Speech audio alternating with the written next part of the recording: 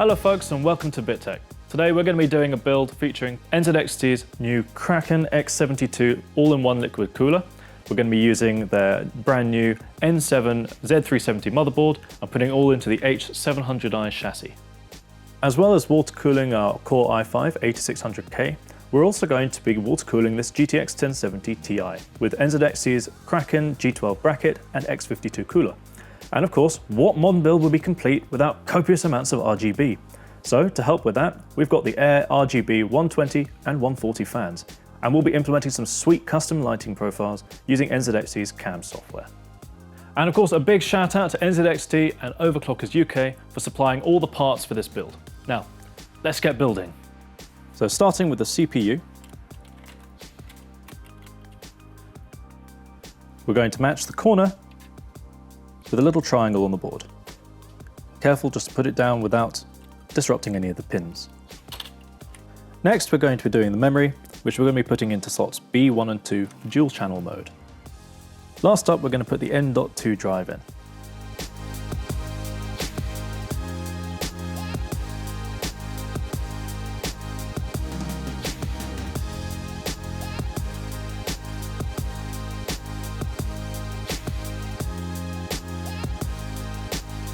First, I put the I/O shield into the case. Good luck trying to do this once the motherboard's in, so do it now, it'll be much easier. Next, place the motherboard on top of the standoffs, which are pre-installed, and fasten the screws. I've removed the SSD brackets in this one to make it a little bit easier to put the motherboard in. With the motherboard fixed into the case, it's time to mount the Kraken X52 to the graphics card.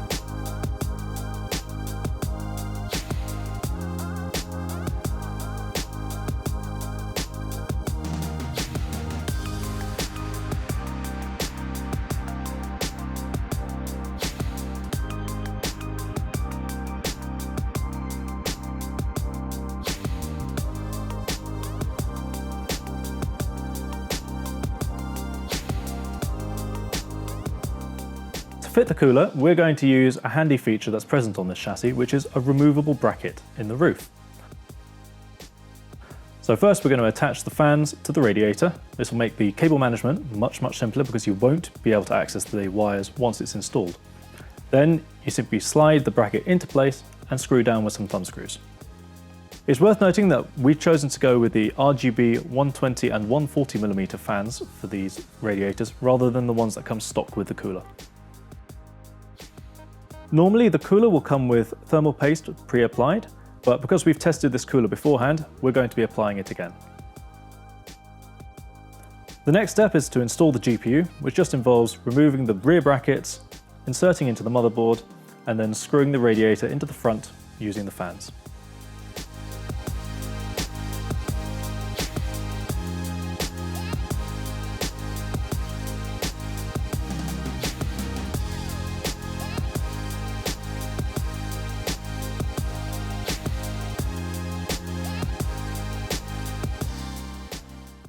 Both coolers have a USB interface, which means you're going to need to have headers on the motherboard.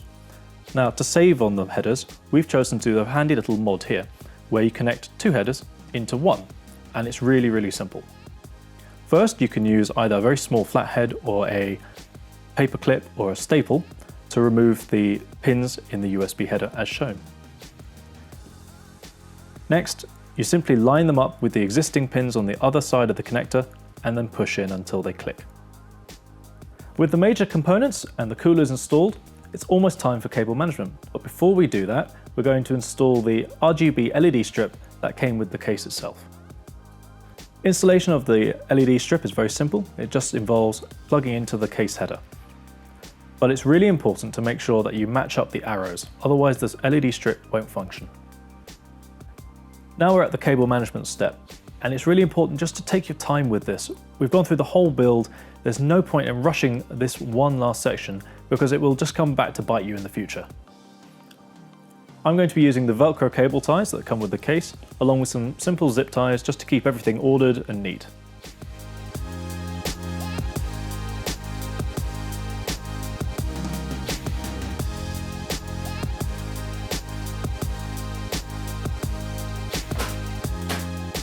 Right, well that's the build itself completed, but we're not finished yet. It's time to install Windows and see what we can do with the CAM software. So we've installed Windows and fired up the latest version of NZXT CAM. So now let's see what we can do with this software. Opening up the software, you'll be greeted with the monitoring panel. Over here, you'll see your listed devices. Here is where you can manage your cooling for both Kraken coolers. But what we're going to focus on mainly is the lighting, which is this tab. To begin, we've got it in sync mode, which synchronizes all your available lighting channels. We've got it set to white, but of course you can change it to any number of effects, including full spectrum. Each channel can also be controlled individually, so that you can target specific components with different lighting effects.